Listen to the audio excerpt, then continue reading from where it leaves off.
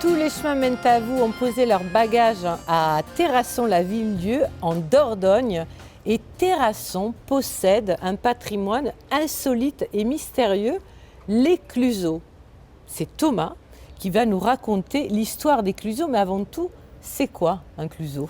Alors un cluseau, c'est en fait une cavité qui a été creusée en fait, dans le sous-sol de la ville. C'est une cavité qui n'est pas naturelle, qui a été donc creusée à différentes époques. Alors on compte une douzaine de Cluseaux ici à Terrasson même. Voilà, dans la vieille ville de Terrasson, entre 12 et 15, tout dépend, on en découvre pas régulièrement, mais ça arrive qu'on en découvre de nouveau, et on en a quelques-uns qui sont aussi disséminés dans la campagne environnante.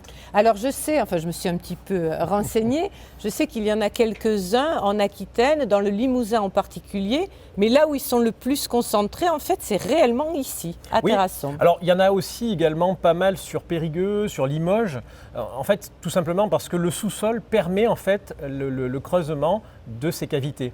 Et alors, ils ont servi à quoi à l'homme à l'époque ? Alors, tout simplement, en fait, ils ont servi principalement de lieu de stockage parce qu'au cours du Moyen-Âge, on est limité par la superficie au sol. On ne peut pas s'étendre au-delà des barrières de défense des cités.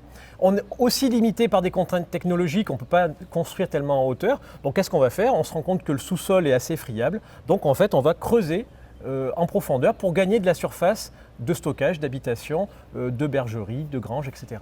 Alors là, nous sommes dans un quartier. Il s'appelle comment ce quartier ici ? Alors ici, là vous avez la rue Margontier, ouais. Et ici, ce qu'on appelle la place Bouquier, qui était autrefois la place de la Halle. D'accord. Et donc là, dans cette rue ici, on a un Cluseau. Est-ce que vous pouvez nous le décrire ? Qu'est-ce qu'on y trouve à l'intérieur ? Comment il est habité celui-ci ? Ce Cluseau-là a été réaménagé par la municipalité en fait, parce que la plupart sont dans des caves privées, donc ils ne sont pas accessibles. Et celui-ci en fait a été, alors celui-ci il est un petit peu particulier puisqu'il est construit, on va dire en épi. Vous avez une galerie centrale avec des alcôves de chaque côté qui permettaient de stocker, de ranger des animaux, etc. Et au fond de ce Cluseau, vous avez, comme dans la plupart des Cluseaux, un point d'eau qui est quelque chose quand même de très important à cette époque, puisqu'en fait on a de l'eau à domicile. C'est de l'eau d'infiltration qui suinte à travers la roche et qui s'accumule dans un trou qu'on creuse au fond du Cluseau.